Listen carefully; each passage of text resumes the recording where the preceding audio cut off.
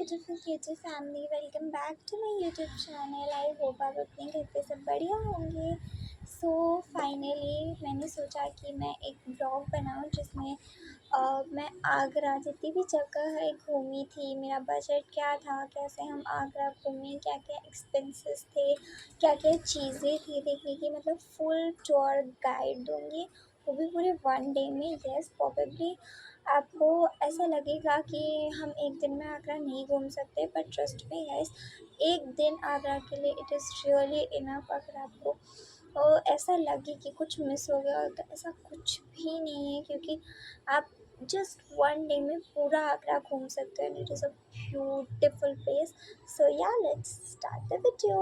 Okay, so Agra and Fatehpur Sikri दो जगह हैं जो कि 1 घंटे की दूरी पे। ओके, तो यहाँ अहमदाबाद टू हम आगरा जाएंगे तो पहले फतेहपुर सीकरी आएगा एंड देन आगरा आएगा। तो अब कोई लॉजिक नहीं है कि हम ट्रेन से पहले आगरा जाएं एंड फिर आगरा घूम के 1 घंटे वापस लगा के फतेहपुर आए एंड वापस हमें स्टेशन जाने के लिए आगरा जाना पड़ेगा। It's not the logic. So जहाँ से आप जा रहे हो वहाँ से प्रेफर करो कि आपको पहले क्या जाना है, दूसरे बार क्या जाना है। जैसे मैं अहमदाबाद से जा रही हूँ तो मैं पहले फतेहपुर जाऊँगी एंड देन आगरा घूमूँगी। एंड अगर आप कहीं बिहार से आ रहे हो या फिर यूपी साइड से, तो आप पहले आगरा घूमोगे एंड देन फतेहपुर सीकरी जाना। तो हम यहाँ से गए थे वाया ट्रेन। तो हम यहाँ हमारी ट्रेन के एक्सपेंसेस थे 800 के अराउंड था। हम यहाँ से हमें वन डे लगा, मतलब फुल 1 डे नहीं, लगभग 12 to 13 आवर्स लगा मे बी। तो हम यहाँ से जैसे अहमदाबाद से फतेहपुर गए, तो हम फतेहपुर में रुक गए थे। हम लोग फतेहपुर सीकरी में सुबह 5 बजे उतरे। तो मैं बताती हूँ फतेहपुर सीकरी से आप लोगों को क्या अरेंजमेंट है रहने की जगह। तो फतेहपुर जो स्टेशन है वो अभी तो अंडर कंस्ट्रक्शन चल रहा है, तो थोड़ी सी टूटी फूटी जगह है एनीवेज। तो वहाँ पर काफ़ी सारे ट्रेन के अंदर जो आपको गाइड करेंगे, जो बोलते लाइक जो पैसेंजर्स को गाइड करते हैं वो भी होते हैं। तो आप उनसे भी एक बार पूछ सकते हो कि क्या क्या जगह है। लेकिन अगर मैं मेरी तरह से बताऊँ तो फतेहपुर सीकरी से जस्ट आपको सामने की तरफ जाना है, वहाँ पर बहुत सारे guest houses and all of stuff है। तो हमें तो फ़िलहाल 2 ही 3 घंटे का काम था एंड देन हम आगरा जाने वाले थे, तो हमने गेस्ट हाउस लिया था। तो ये गेस्ट हाउस हमें 12 आवर का 800 रुपीज़ ले रहे थे। तो हम वहीं गए, बस हम 5 मिनट वॉकिंग करके गए एंड हम पहुंच गए। जस्ट यहाँ पर स्टेशन था एंड यहाँ से सीधे गए तो यहाँ पर गेस्ट हाउस था एंड हम वहीं पर रुके हुए थे। तो उसने हमें 800 कॉस्ट किया। देन हम लोग गेस्ट हाउस गए, वहाँ पर रेडी वेडी हुए एंड देन हम लोग निकल गए वहाँ से जगह घूमने के लिए। तो वहाँ पर बुलंद दरवाज़ा, जामा मस्जिद एंड इस तरीके की 4-5 प्लेसेस है। I don't know exact name of it, जो मैंने आपको पहले दिखाई होगी फतेहपुर सीकरी। तो वो आपको पैदल जाना है। आप अगर वहाँ पे गेस्ट हाउस में रुके हो 5 मिनट की दूरी पे, तो स्टेशन से गेस्ट हाउस 5 मिनट की दूरी पे and station and guest house से आपको वो जगह सिर्फ 5 मिनट की दूरी पे है। तो आपको उसके लिए कोई भी आप व्हीकल मत लेना, वो आपको क्योंकि बोलेगा कि बहुत ज़्यादा दूर है, बहुत ज़्यादा दूर है एंड थोड़ा सा आपको लाइक ऑब्वियसली पैसे ले लेंगे। तो आपको पैसे खर्च करने की कोई ज़रूरत नहीं है क्योंकि बस 5 मिनट दूरी पे है। देन हम लोग वहाँ से गए वो जगह घूमने। तो वो जगह घूमने के लिए जो हम जगह घूम रहे थे वो हमने एक गाइड टूर लिया, मतलब एक गाइड इंसान था। जैसे हम चल रहे थे तो वो हमारे पीछे पीछे आ गया कि चलिए चलिए मैं आपको लेके चलूँगा, मैं आपको गाइड करूँगा। तो ये आपकी फुल चॉइस है, आपको लेना हो तो लो, नहीं लेना हो तो मत लो। तो हमने पहले नहीं सोचा लेकिन फिर उन्होंने थोड़ी प्राइस कम कर दी तो हमने ले लिया। वैसे तो वो पहले 400 के समथिंग बोल रहा था, लेकिन धीरे धीरे धीरे धीरे कम करते करते उसने 300 एंड फिर 280 250 तक कर दिया था। तो हमने सोचा कि हम ले लेते हैं ताकि जगहों के नाम, उनकी हिस्ट्री के बारे में तो पता चले। तो वो गाइड ने हमें अराउंड 250 रुपीज़ लिया था। तो हमें जो फतेहपुर सीकरी है वो थोड़ा सा लाइक ऐसा हिल स्टेशन टाइप है, मतलब से आपको चढ़ के जाना पड़ेगा। तो हम वहाँ पर चढ़ के गए थे। वहाँ पर जैसे मैंने आपको बताया जामा मस्जिद, बुलंद दरवाज़ा, तो वो आपको पूरी घूमनी है। वो आपको घुमाएगा, आपको बताएगा कि कौन कब क्या क्या बना था, कैसे कैसे बना था, एंड क्या क्या वॉर हुई थी उसके पीछे, किसने बनाया, कौन सी सेंचुरी में बताया, वो सब कुछ बताएगा एकदम परफेक्टली। तो मैं भी आपको सजेस्ट करूँगी कि आप ले लेना, क्योंकि अगर आप जाओगे और अगर आपको सभी चीज़ें पता होगी तभी अच्छी बात होगी। अगर आपको कुछ पता ही नहीं है, बस आप घूम के आ जाओगे तो क्या मतलब। ठीक है, तो वहाँ गए। फिर वहाँ हमें लगभग, बस आपको मैक्स टू मैक्स 2 आवर्स चाहिए। हमारा तो 1 आवर में ही हो गया था, 1.5 आवर में, क्योंकि हमारी 9 o'clock की ट्रेन थी एंड 7 बजे हम घर से निकल गए थे। तो हमें ऐसा था कि हम 8:30 बजे किसी भी तरह वहाँ से रिटर्न निकल जाए, ताकि हम स्टेशन एंड बैग पैक करके लेके जाए। तो हमें 15 मिनट, आधा घंटा तो चाहिए ही ना, दैट्स वाई। तो उधर 9 बजे की ट्रेन थी। आप ट्रेन की टिकट्स देख सकते हो, लेकिन मैं आपको सजेस्ट करूँगी ट्रेन से आप ले लो, क्योंकि जैसे कि मेरा एक्सपीरियंस था ट्रेन का बहुत गंदा था। लाइक यहाँ से मेमो जाती है फ़तेहपुर सीकरी से आगरा। तो फ़तेहपुर से आगरा ट्रेन की टिकट पर पर्सन 10 रुपीज़ होती है, एंड अगर आप ऑटो लोगे तो वो 50 रुपीज़ होती है।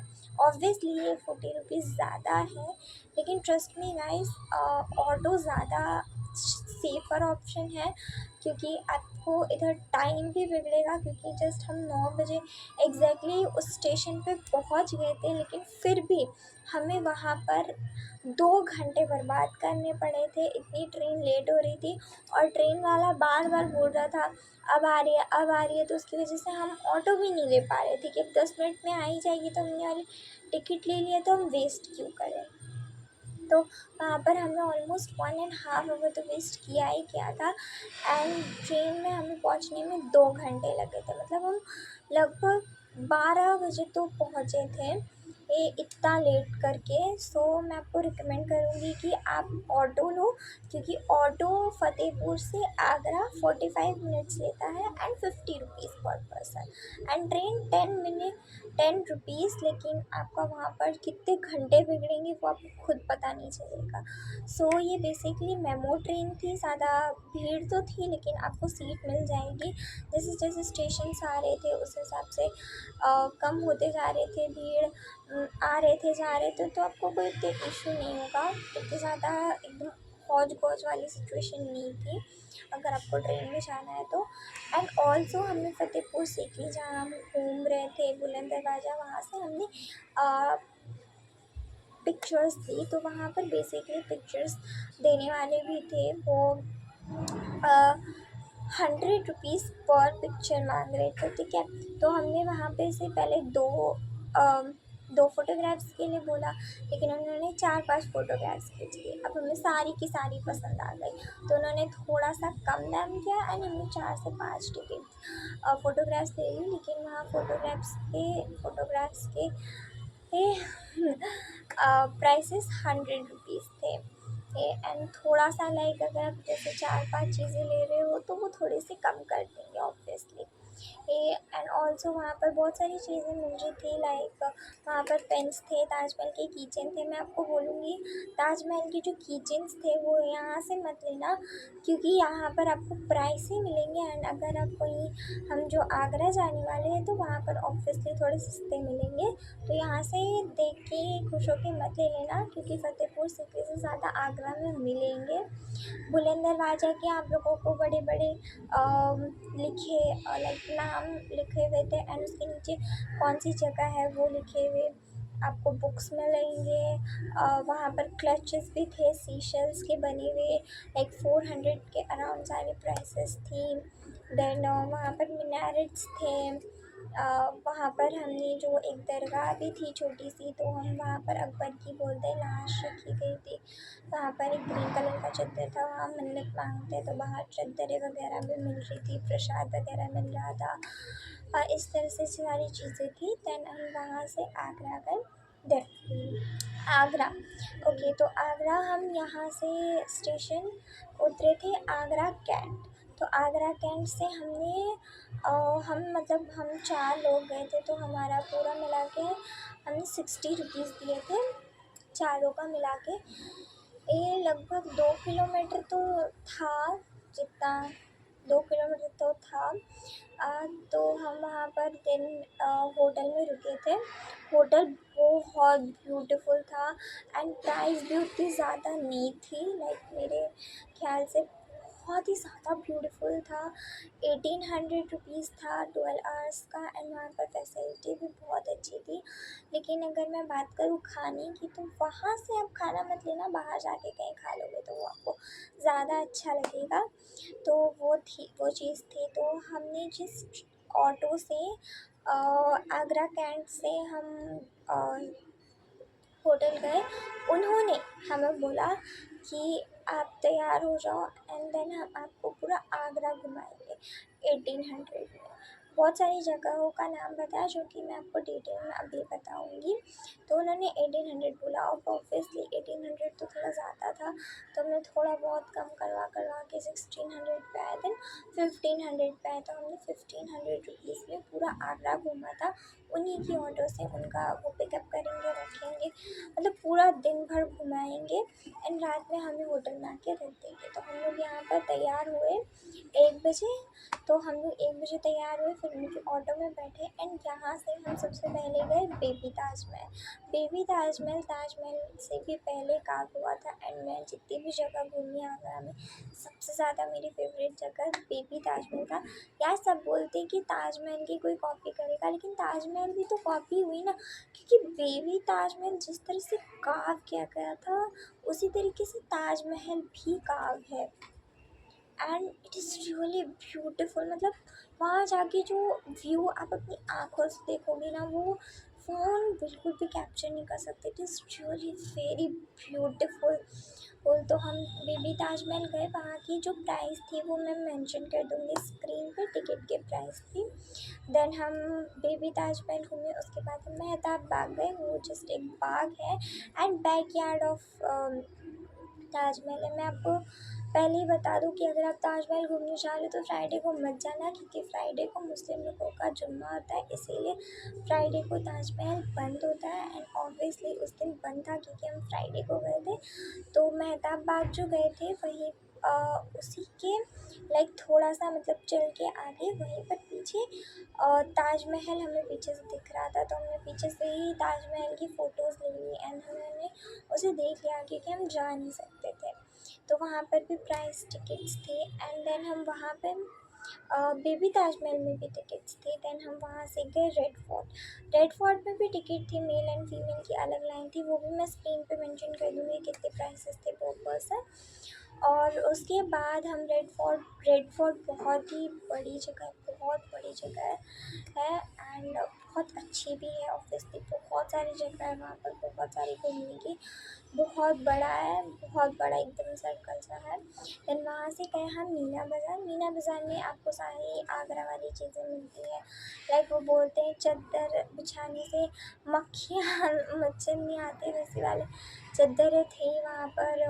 minarettes थे मम्मी के लिए, लाइक बैंगल्स वगैरह थे, बहुत सारी चीज़ें थी जो कि आगरा में फ़ेमस है। देन हम वहाँ से अपने वापस होटल चले गए थे थोड़ी देर रेस्ट करने के लिए एंड उसी दौरान हमारी रिक्शा ख़राब हो गई, तो उसे बनाने के लिए 2 आवर लग गए। तो 2 आवर के बाद रात हो गई एंड देन हम गए मोती बाज़ार। तो मोती बाज़ार में बेसिकली बहुत बहुत बहुत ब्यूटीफुल है। मतलब हम लड़कियों को शॉपिंग करना तो पसंद है, शॉपिंग के लिए बहुत अच्छी प्लेस है। मीना बाज़ार आप ना जाओ तो चलेगा, अगर आपके पास टाइम की कमी है तो आप पहले मोती बाज़ार जाना। Moti Bazaar is just beautiful. It is a street style stores, हर जगह छोटी छोटी स्ट्रीट्स में ये दुकानें लगी रखी हैं, हर वैरायटी ऑफ चीज़ें, मतलब हर चीज़ मिलती है। गर्ल्स बॉयज़ सबकी एक अलग ही लेन है जिसके अंदर हर तरह का खाना मिलता है। मतलब बहुत अमेजिंग जगह, बहुत अमेजिंग, बहुत मज़ा आ जाएगा आपको जाके, आप कुछ ना कुछ तो लोगे ही। ये झुमकेज़ और लिपस्टिक मतलब सब कुछ मिलेगा वहाँ पर। जूतियों की बहुत वैरायटी ऑफ कलेक्शन थी, पर्सेस की बहुत कलेक्शन थी। वहाँ की जो लेन थी फूड कोर्ट की, वहाँ पर हर वैरायटी ऑफ चीज़ें थी। समोसा, चाट, पानी पूरी, ब्रेड, समोसा, सब कुछ था। तो एकदम आप फ्री होके पूरे मतलब रात में ये 1-2 बजे तक पर चलता रहता है। तो आप जितना लेट हो उतने लेट से आप ये मज़े ले सकते हो। बहुत ही अच्छी शॉपिंग स्ट्रीट है। एंड ऑल्सो मैं आपको बताना भूल गई, मीना बाज़ार के बाद हम एक और जगह गए थे। 2 और जगह मतलब वो एक ही जगह पे सिचुएटेड है। एक लेदर फैक्ट्री आगरा की, बोलते हैं आगरा में लेदर का बहुत अच्छा सामान मिलता है, तो लेदर फैक्ट्री है वो। अगर आपको लेदर की चीज़ें लेनी है तो वहाँ से ले सकोगे। एंड उसके जस्ट बाजू में आगरा का फेमस पेठा वाला है, तो वहाँ से हमने पेठे लिए थे। तो ये 2 जगह भी है। सो या guys, that's it for my today's video. I hope आपने ये वीडियो को एंजॉय किया होगा एंड आपको इससे थोड़ी बहुत भी गाइडेंस मिली होगी आगरा घूमने की। मैंने आपको सारे एक्सपेंसेस, सारी चीज़ें क्या क्या मिलती है, कैसी कैसी होती है, आपको कितना टाइम लेके जाना है, आपको कितना बजट लेके जाना है, सब कुछ मैंने आप लोगों को क्लियर किया। आई होप आपको मज़ा आया होगा। सो या मिलते हैं आपको नेक्स्ट वीडियो में। Till then take care of yourself.